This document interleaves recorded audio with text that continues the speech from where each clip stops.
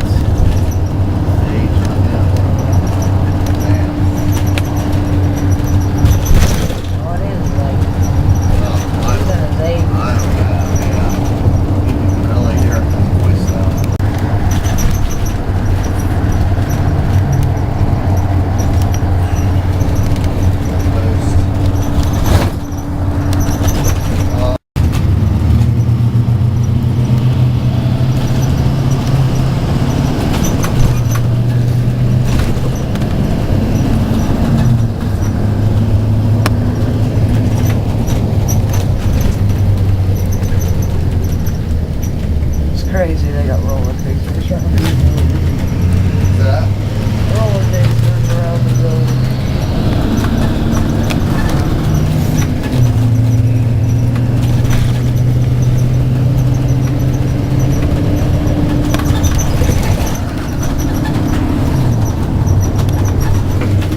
Oh yeah, it's New York, New York.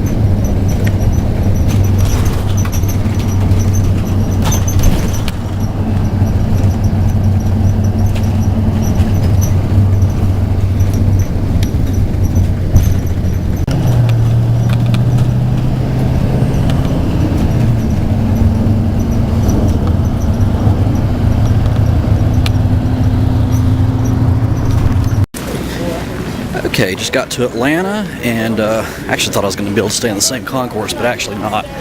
So flew into B concourse, and I'm having to go to A concourse, and well, these concourses go forever. If you've ever been to this airport, you know what I'm talking about. So I got about another close to 2 hours to wait. So we actually got here a little early, so I'm going to get something to eat and be home soon. So it's always a fun part. Hurry up and wait. Okay, so I'm sitting here at Atlanta Airport, and I tell you what, I am so happy. I went to Chick-fil-A, got me some chicken nuggets. I just finished those up, and look what I'm drinking. sweet tea. They don't get that in Vegas, so love my sweet tea. Glad to be back in the South, and got about another, I don't know, about an hour till we board for the next flight, and be in Pensacola probably the next couple of hours. That'll be good. Okay, it's about 8:20, which is about 6:20 Vegas time.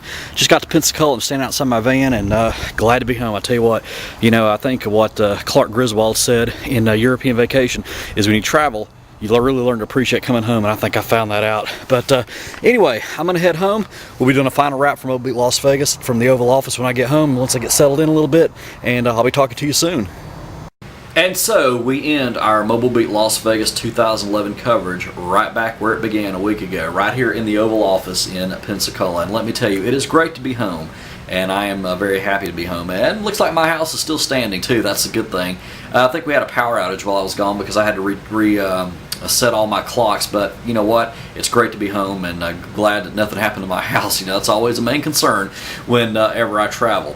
But what I want to do is I just want to talk a few minutes about Mobile Beat Las Vegas 2011, and just talk about some things I liked and a couple things I didn't like, and things I think that could be improved upon. First of all, let's talk about things that I liked. Well, overall, I do think the show was really good, and I really enjoyed the networking and getting to see all you guys again and getting to hang out. That was probably the best part of the whole week, was getting to see everybody again. And I look at it this way, it's like a big family reunion, because I do consider you guys my DJ family, and we just had a great time, and I think that was the best part. So I know I didn't get a chance to say goodbye to a lot of you personally, and we'll see each other next year, though, that's for sure. Definitely going to be making plans for Mobile Beat Las Vegas 2012.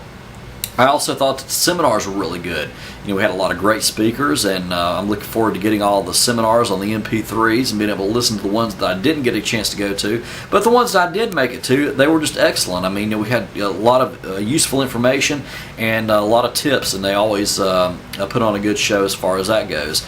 And another thing I really liked was the exhibit hall. If you noticed, it was a lot bigger this year. We had a lot more exhibitors, and I think that was probably the best exhibit hall that I've seen since I've been going to Mobile Beat Las Vegas, and this is my third year.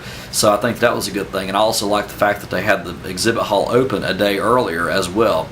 I enjoyed the 80s party on Monday night. I thought that was a lot of fun, and getting a chance to see everybody there as well. So, those are all the positive things that I could say about Mobile Beat Las Vegas. Overall, I do think that it was a good experience. I think it was good, and I think that next year that we'll make it even better. And I look forward to seeing a lot more of you guys out there that I haven't had a chance to meet yet.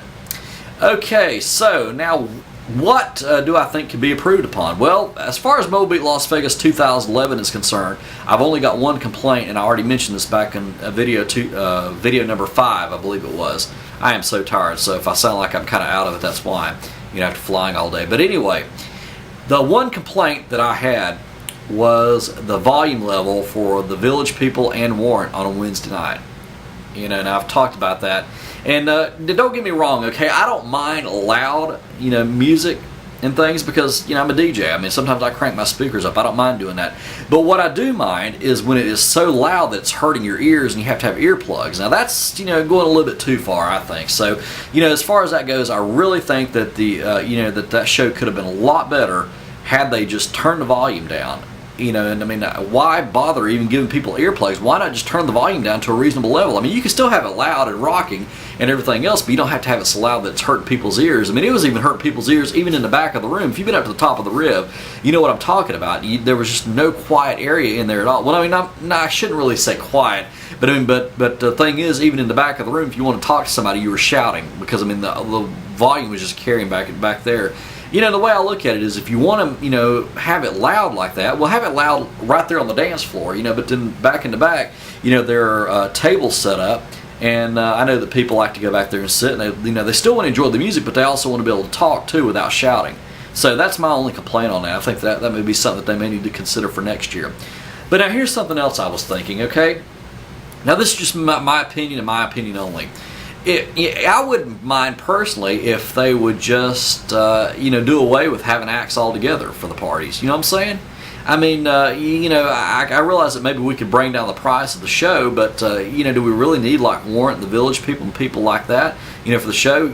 Since it is a mobile DJ convention, this is what I was thinking. Why couldn't we just get DJs to go up there and play the 3 nights for the parties? Have like the parties like we had on the first night, like the 80s party. I mean, I would be happy with that.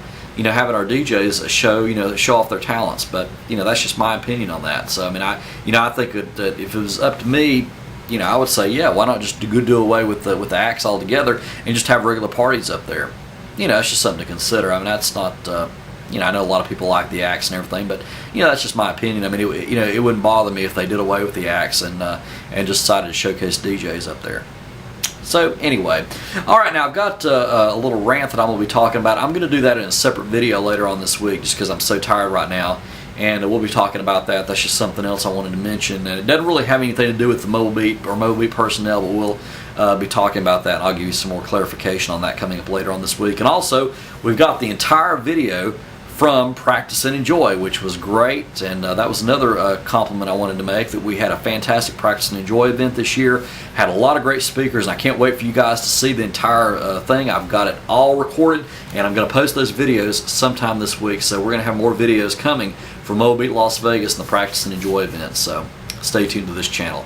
All right, I'm going to go ahead and I think I'm going to go ahead and get to bed early this evening because I'm still suffering some jet lag. As I'm sitting here right now, I still feel like I'm flying. I had a lot of turbulence I was going through flying in, so anyway, I feel like I'm still on the plane. So I'm going to go lay down and get some rest and I'm going to get this video uploaded first, but we'll have more coming up, and we'll have the Practice and Enjoy events videos coming up real soon. So until then, practice and enjoy.